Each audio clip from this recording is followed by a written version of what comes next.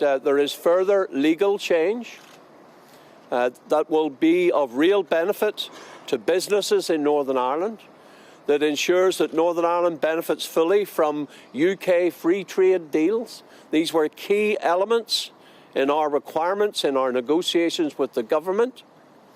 And those who said there'll be no legal change, who were predicting all kinds of outcomes, that things would fall short, well, I simply have asked people to wait and see the outcome. Wait and see the evidence and judge for yourself what this deal does, what it delivers, the change that it secures. And I believe we are now beginning to see on day one that delivery coming through. There will be more to come. Tomorrow the government will publish the proposals so everyone in Northern Ireland will be able to see clearly what has been agreed, what is proposed, what change will come, what difference will it make for all of us in Northern Ireland. And I look forward to the publication so that finally people will be able to see the extent of what has been achieved by the DUP in delivering that change for Northern Ireland. And we will then look towards the rest of the week in terms of what might happen with legislation and other key elements of this package. And on the basis that the government continues to deliver on the strength of the agreed timeline that we reached with them, then we will be in a position to convene a meeting of the Assembly and proceed with the restoration of the political institutions. This afternoon, at the invitation of the head of the civil service, we've been meeting with the other parties to discuss issues such as public sector pay. It is vitally important, and we have committed to prioritise those public sector pay awards. I've engaged with the Secretary of State. We need the transfer of that funding that the Treasury have set aside to enable us to deliver the public sector pay awards for this year.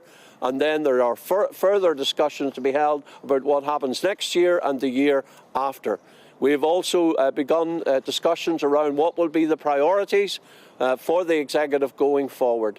So we welcome these opportunities and will continue to engage in the days ahead. So Jeffrey, can you clear something up first? This morning you said there would be zero checks, zero paperwork on the green lane for goods coming into Northern Ireland and remaining in Northern Ireland.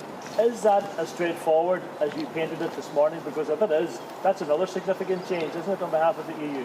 Well, I believe that what we have delivered is significant.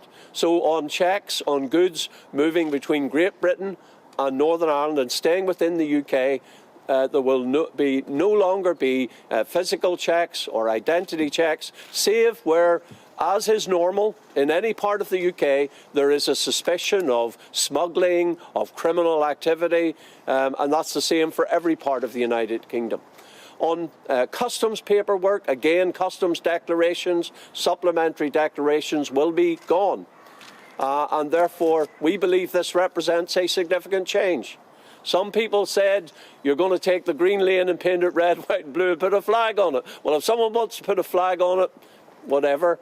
But as far as we are concerned, the green lane will go and be replaced by the UK internal market system that reflects the reality that Northern Ireland is part of the United Kingdom, that goods flowing within the United Kingdom flow freely. That was our core key objective. I believe what we have secured represents real change, and everybody will be able to see it for themselves. So Jeffrey, Boris Johnson couldn't do this, Theresa May couldn't do this, Rishi Sunak this time last year in the Windsor Framework couldn't do it. Do you understand why people struggle to believe that we've now found a way to square this circle?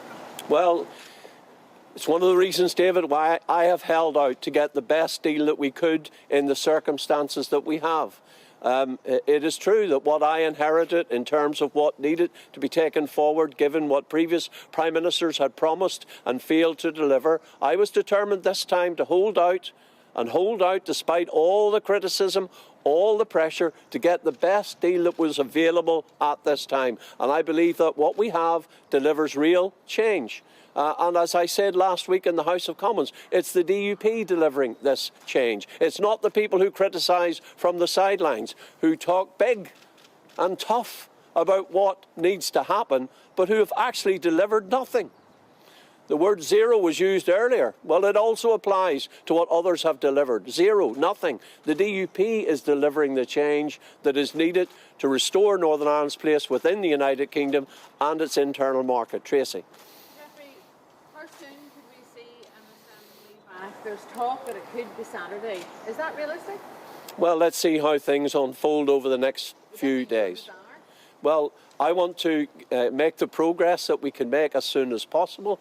That depends on the government fulfilling its commitments. Depends, for example, on the government moving legislation in the House of Commons. I hope we will see that this week. I expect that the Secretary of State will tomorrow set out his views on all of this. Let's see what happens. But I want to get this done and get our institutions restored as soon as possible. So, Jeffrey, do you think that you've proven a lot of people wrong?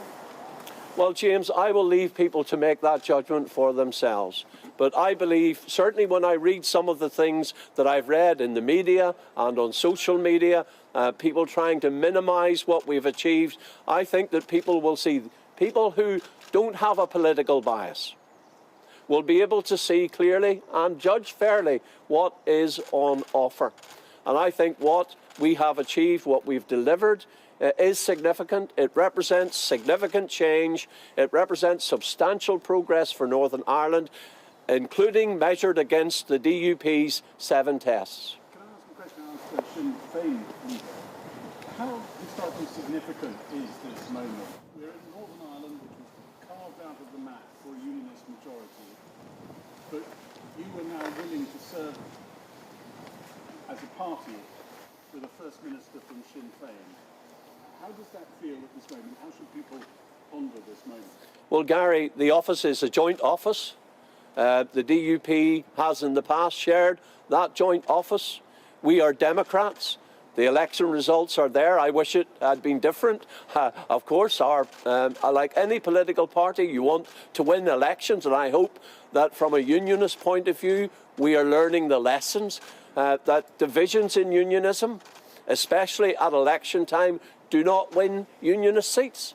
And I hope in the future unionism will get its act together in terms of delivering more unionist MLAs at Stormont so that our voice is stronger. And that's what we will work towards. But we will work with all the parties in the executive to deliver real change for Northern Ireland, change that benefits everyone in Northern Ireland. As I've said consistently throughout this period, I want an outcome that both unionists and nationalists can support.